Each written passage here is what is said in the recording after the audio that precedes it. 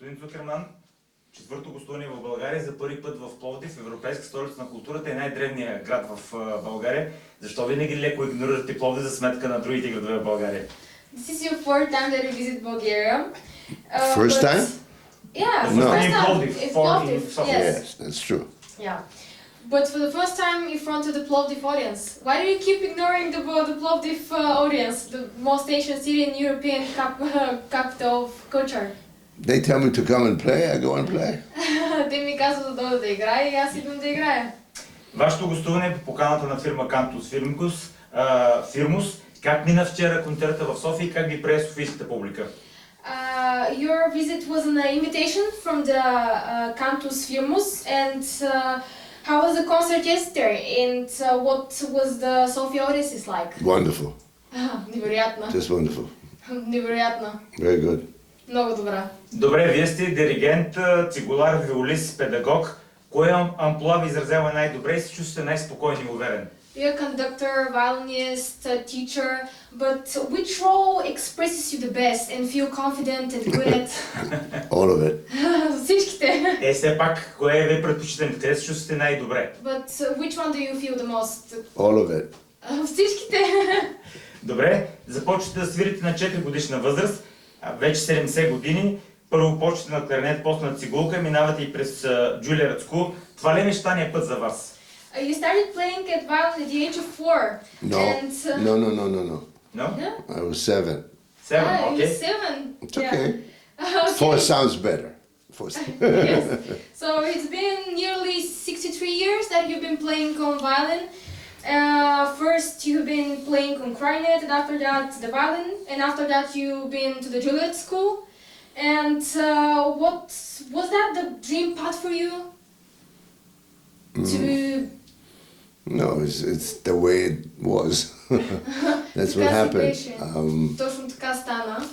It sometimes is lucky. I was very lucky. Понякога е просто късмет, аз бях голям късметлия. Дебютирате като музикант далечната 63-та година в Нью Йорк, до година ще станат 60 години. Как ще отбележите 60 години от първия дебют като музикант, като цигулар?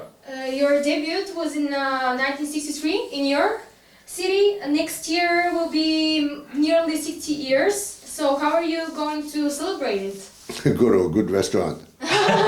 В хубав ресторант. С кого? With whom? With my wife and friends and С kids съпругата ми, and с grandchildren децата, and с sure. внуците, с приятели. And maybe not even in New York, maybe somewhere else. I don't know. It might be a surprise. Може да не е в Нью Йорк, може да е някъде другаде, може да е изненада. А в тази връзка, кое е най-хубавото място, където сте свирили и се чувствате най-добре? Which was the best place to play in and you feel very good at and confident? There's so many beautiful places. I've been around the world a lot. There are few cities that are special. Vienna, of course, with the Musikverein. That's one of the great concert halls. The public is amazing. The tradition is amazing. But there are many places in the world. The Carnegie Hall, of course, is very unusual place. And I would say that there are now in Boston, of course, is fantastic. In the Orient, Asia, there's tremendous concert hall. Australia, tremendous. Бил съм навсякъде. Music has grown a lot in the last 60 years.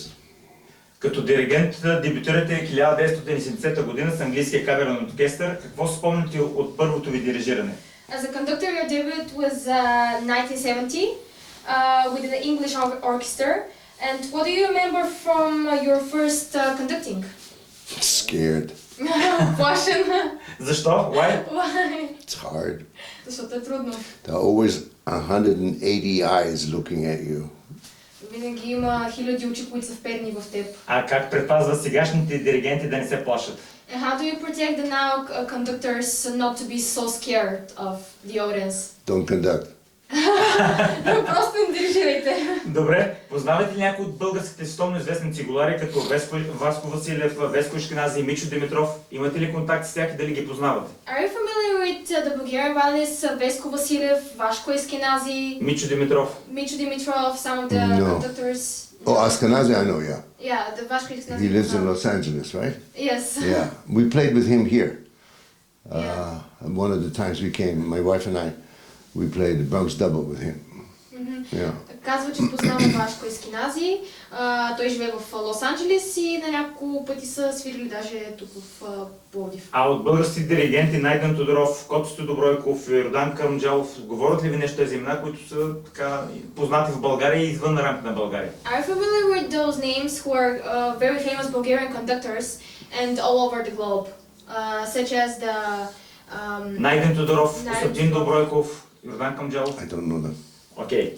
Свирите на цигулка Душкин, която Голанери дел Джезо, която е съставена, изработена 1742 година и свирите на нея на 50 години. Какво е доверието между цигулката и между вас?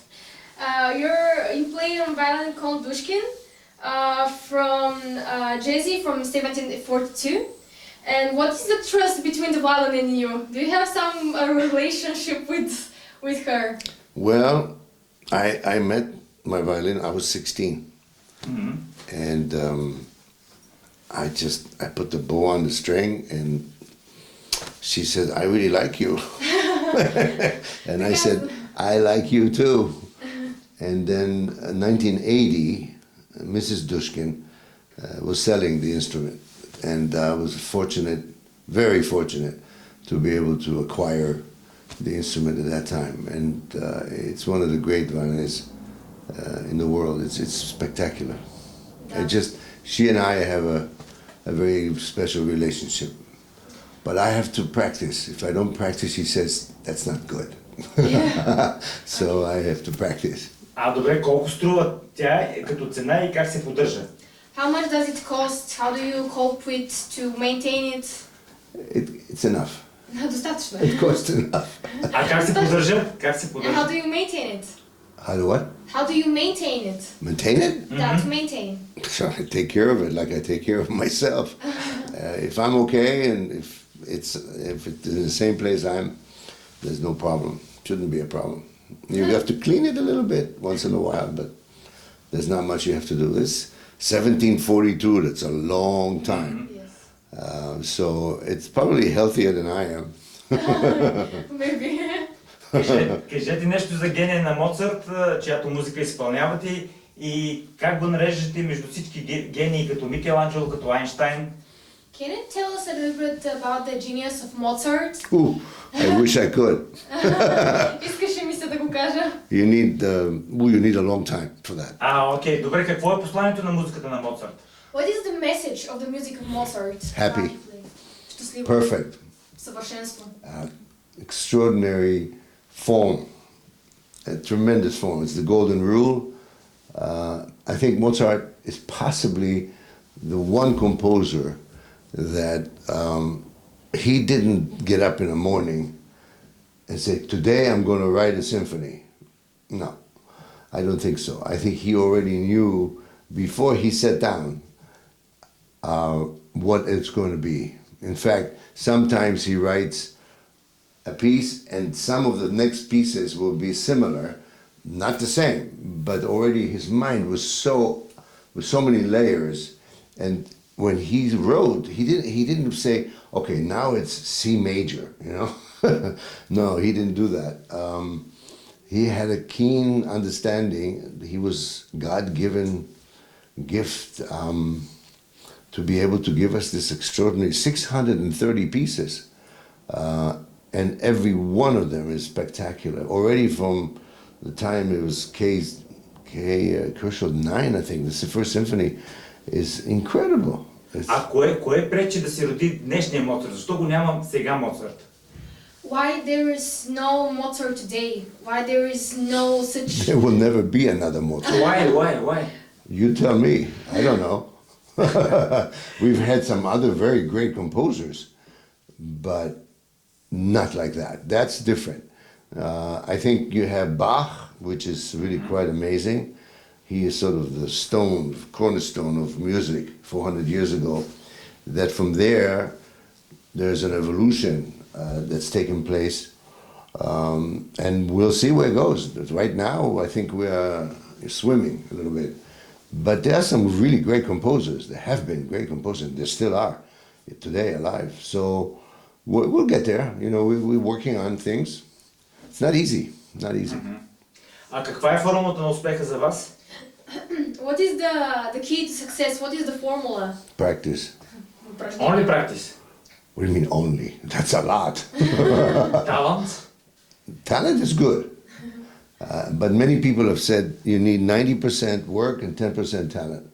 Well, I think it's more like 99% work and 1% talent. I think when you have the ability, talent is ability. It's recognized early. You know, Federer did not start to play like that when he went to Wimbledon. So he was recognized early on that he could do something very unusual on the court. Some people saw that and they said, that's the one we have to work on. Now, he got lucky. He didn't get injured. He was incredibly well coordinated. He still is. It's coordination, it's hearing, it's a lot of things that are inexplicable. But who knows how, the ones that know how to work with somebody and really well, you can achieve a certain level and possibly make a difference. Possibly make a difference if you stay healthy. I have no injury. I have to wear glasses now, but that's not a big deal. So it's a matter of knowing your capacity, your ability, and keep doing what is good. And then hopefully it will stay for a while longer. I'm not going to play when I'm 100, I can tell you that, if I live that long. But if I can play like this for the next 5 to 10 years, hey, I'm doing very well. Имате медал за изкуство, награда връчена лично от Роналд Рейган и Исаак Штерн. Какво за артистични постижения? Какво означава за вас тези награди? Каква значимост имат? I have a Medal of Arts from Ronald Reagan, and I have so many awards. And what they mean to you? What is their significance? Importance.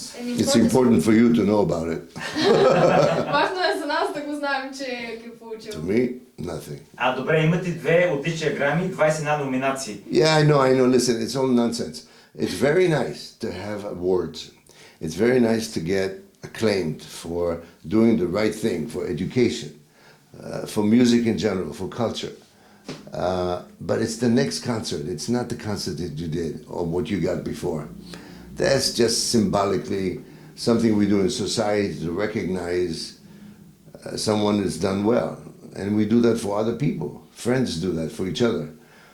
So it's good for you to talk about it. You know, we can talk about it. But the significance is really still what you do when you take out that fiddle and start to play. That's what it's about. And of course, to help the next generation in teaching, which I've been doing for a long, long time. And I'm very happy that they are happy. Because if you play well and you make a nice sound, you feel good. If it sounds ugly, you don't want to hear about it. So that's it. So they give you an award, you know, a Grammy here, a thing there. Okay, fine, no problems. And you become a symbol. But the symbol is really the box, you know, when you open it up, that's the truth. And you have to do it every day. And if you don't do it, eventually the public really knows that. Едно изречение за Цукерман трио. Какво представлява това трио? Can you tell us a little bit about the Zukerman trio? Yeah, well, it's my wife plays the cello, and we now play with Shai Vosner, a wonderful Israeli pianist. We travel, we play maybe 6, 8, 10 concerts a year, different music. We're going on tour now again. We're going to Dallas, then we go to different parts of the world. I go with Shai to Japan, and we'll meet again in Germany, and we play in America, in Arizona, all different places. It's nice making music. Chamber music is very important. I played chamber music since I was 7 years old, because you listen. When you play chamber music, you listen. And I better go downstairs. Two questions. Какъв сте извън музиката? What is the person beside the music, outside the music? Who are you exactly? What you see is what you get. Каквото виждате, това получавате. Какво ще донесете от България? Някаква вещ или емоция? What will you take away from Bulgaria? An emotion or some kind of an object? Yeah, by emotion probably. Емоция. Каква емоция? What kind of emotion? I'll tell you tomorrow. Окей. When I get to London. Благодаря ви много. Thank Okay, you. sure, thank you.